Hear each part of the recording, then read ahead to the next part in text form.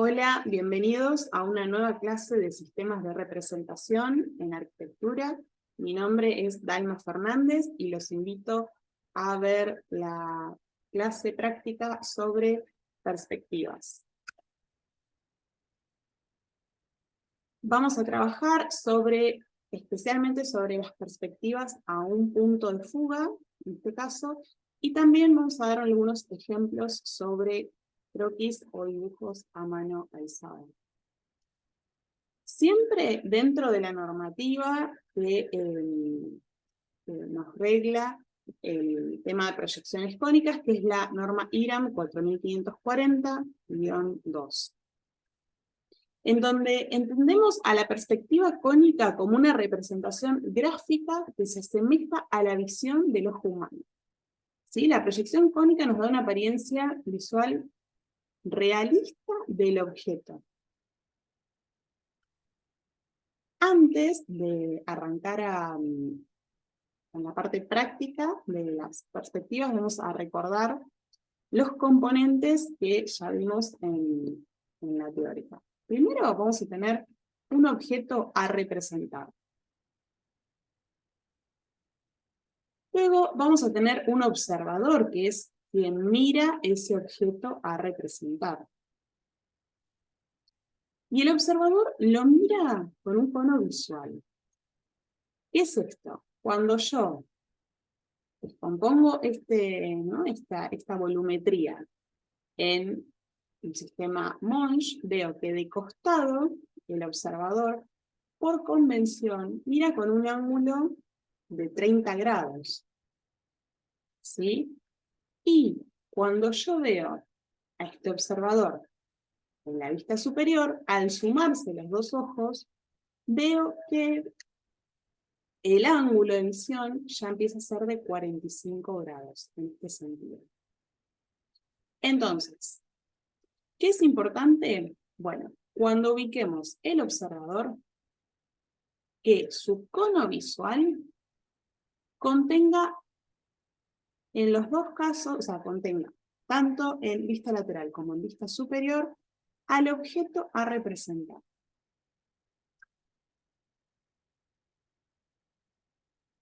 Y vamos a tener también el plano de cuadro, que es donde yo represento mi objeto, y yo voy a estar apoyado sobre un plano geometral que nos va a dar la línea de tierra. La línea de horizonte va a ser coincidente con la altura de los ojos del observador. Y el punto de fuga va a estar ubicado donde están los ojos del observador. Es decir, si yo proyecto esta línea y la subo, ¿no? Esta línea donde están los ojos del observador, allí va a estar ubicado mi punto de fuga. Bien, ¿y qué es lo interesante de entender las perspectivas? Bueno, es importante, nos sirve para mirar, reconocer e interpretar lo que nos rodea. Por ejemplo, en este caso les traigo el ejemplo de unas vías del ferrocarril, en donde vemos que pareciera que las vías tienden a unirse en un punto. Ese lugar va a ser el punto de fuga.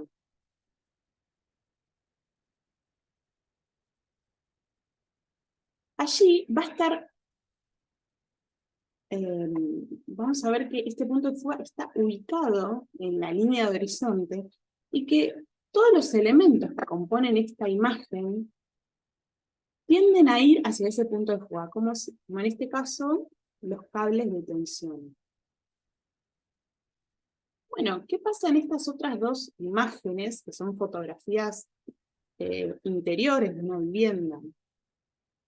Bueno, también los elementos tienden a ir, o sea, yo puedo detectar dónde está ese punto de fuga, los elementos tienden a ir hacia allí, y puedo ver también que las alturas de los observadores son distintas. Es decir, que la lente quien saca esta foto está a distintas alturas. Esto se debe a una intencionalidad, ¿no? Es decir, según como yo crea conveniente mostrar mi objeto, mi pieza de arquitectura, voy a ubicarme de una determinada manera. Por ejemplo, en el primer caso, está la persona parada sobre una escalera y mira el objeto. En el segundo caso, la persona mira el objeto desde una altura, podríamos decir, de 1,60 m, 1,70 m. En el tercer caso, la persona está sentada. Aquí vemos cómo lo ve desde la tierra, ¿no? Como si estuviera agachado en el piso, en el suelo. Y por último tenemos esta vista que se llama vista celeste, que es cuando yo miro los objetos desde abajo. Estas son algunas alturas como para que tengan referencias, después cada uno puede implementar la altura que mejor considere que muestra su propuesta. Y aquí, bueno, ya el fotógrafo dice, bueno, no quiero mostrar esta vivienda ya no solo de frente, o sea, no de frente, sino que quiero que se vean dos caras de la vivienda, quiero que se vea más entorno.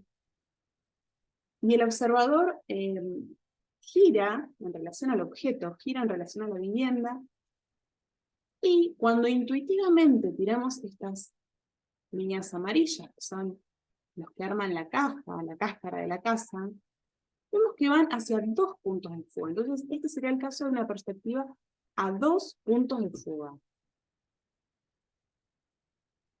Bueno, vamos a la parte práctica, ¿sí? Acá les traigo un ejemplo de un elemento, podría ser de arquitectura. Bueno, ¿qué es lo primero que tienen que hacer? Porque es conveniente. Primero, reconocer esa pieza o tratar de asemejarla a algo de la realidad.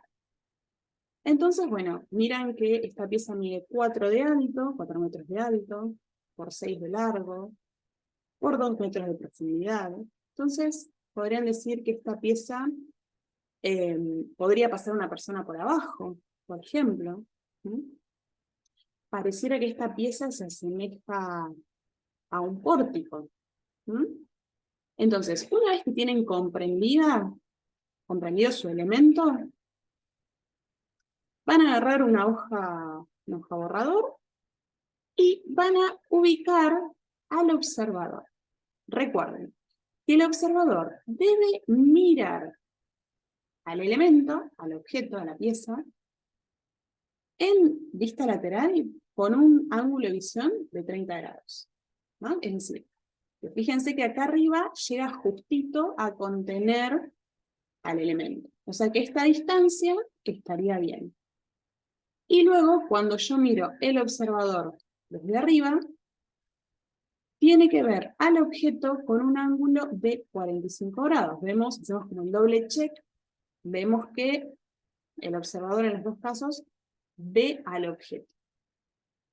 Para simplificar este ejercicio, ubicamos el objeto sobre el plano de cuadro. Es decir, que yo voy a poder tomar medidas reales donde el objeto esté tocando el cuadro. Bueno, una vez que yo tengo la distancia del observador, que digo bien, el observador va a ir a esta distancia del objeto, lo voy a ubicar. Es conveniente para estos primeros ejercicios que el observador esté en el medio, ¿no?, del objeto. Trazo las diagonales, donde me da el centro del objeto, allí ubico el observador, con la distancia que antes obtuvimos. Y vamos a pasar aquí a la parte de arriba, que es donde yo voy a dibujar la perspectiva, efectivamente, ¿sí? Esta parte de aquí abajo se llama planteo previo, y aquí arriba es donde voy a dibujar la perspectiva. Entonces, voy a trazar la línea de tierra, voy a trazar la línea de horizonte, voy a ubicar el punto de fuga, que es coincidente con este punto de aquí del planteo previo, que es donde el observador está mirando el objeto, y voy a ubicar una persona a modo de referencia para decir, bueno, mide 1,50, mi altura del horizonte está a 1,50, ¿sí? Para no perder de vista que esta persona es la que está mirando el objeto. Bien, entonces yo sé que Si el objeto aquí está tocando el plano del cuadro, esta medida la puedo trasladar. Recuerden que el pórtico medía de alto 4 metros, entonces esta altura de 4 ya la dibujo aquí en rosa. Y lo siguiente que hago es trasladar todas estas líneas que realmente tocan el cuadro. Fíjense aquí, vamos a pasar, ahí estamos. Entonces, vamos a buscar las profundidades, porque yo las profundidades no las puedo sacar, están fugadas. Entonces, este fondo de la pata en el pórtico, el observador mira el fondo de la pata del pórtico y donde corta el cuadro, el plano del cuadro, allí lo subo. Lo mismo en la otra pata. El observador mira el fondo de la pata del pórtico, donde corta el cuadro, allí lo subo. O sea que ahí va a estar la parte de atrás de la pata del pórtico. Cuando lo completamos, obtenemos este dibujo.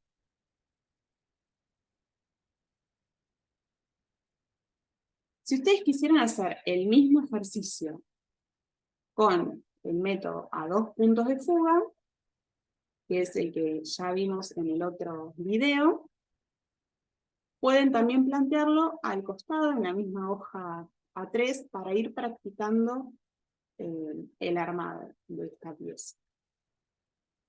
Bien, ¿y qué pasa si yo esto, ¿no? Ya lo dibujé con método, ¿qué pasa si esto lo quiero dibujar con un croquis? Bueno, tranquilamente lo puedo realizar. Fíjense la expresividad que tiene un croquis. Yo allí le puedo incorporar texturas, colores, distintas intensidades de luces y sombras. Acá les traigo un dibujo de Eduardo Satriste, que me pareció relevante para que vean cómo incorporarle materialidad a este croquis.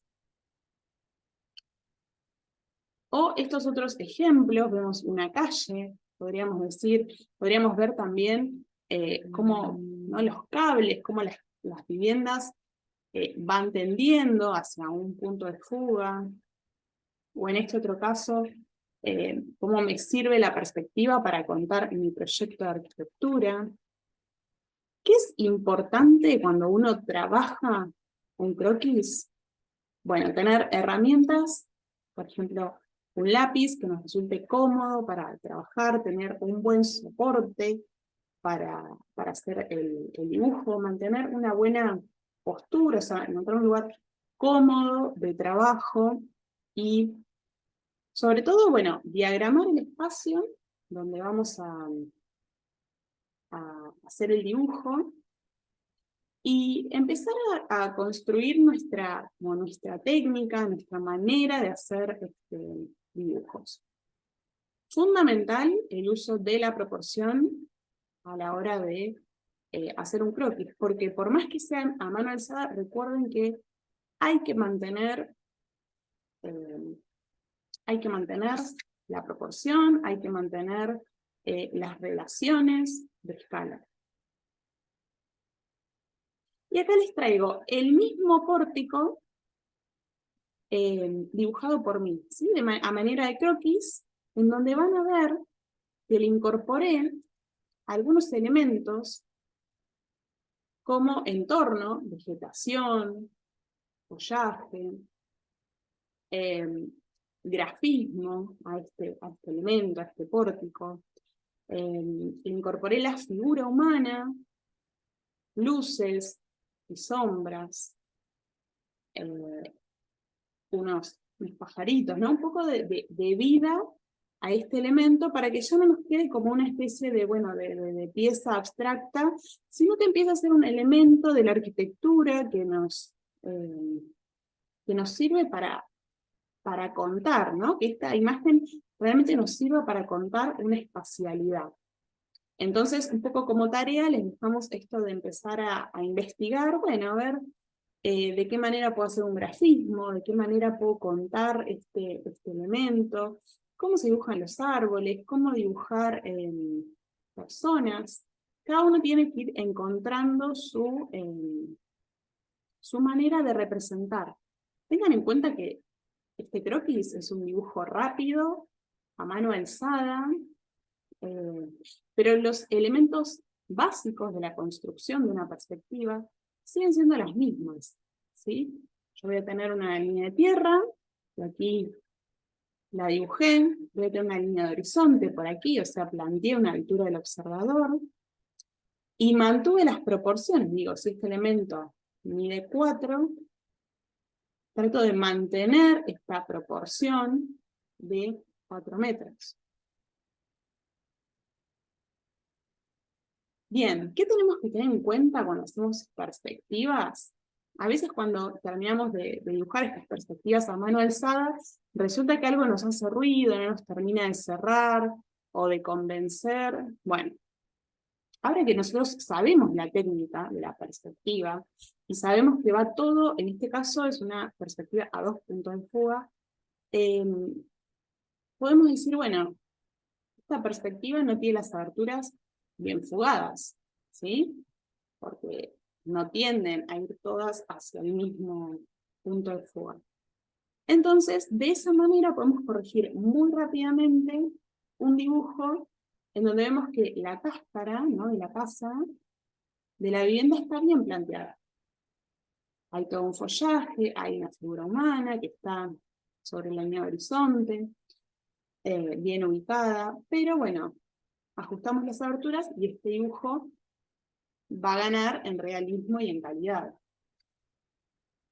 Y en este otro caso, sigue siendo la misma perspectiva, 2 puntos de fuga del mismo elemento, se incorporan otras cuestiones como luces y sombras, donde está trabajando un color monocromático, pero fíjense qué bien comunica esta sensación, este habitar, este camino que es de piedritas, donde la persona, bueno, accede a esta vivienda, vemos vegetación de fondo, vemos elementos que nos ayudan a comprender el espacio.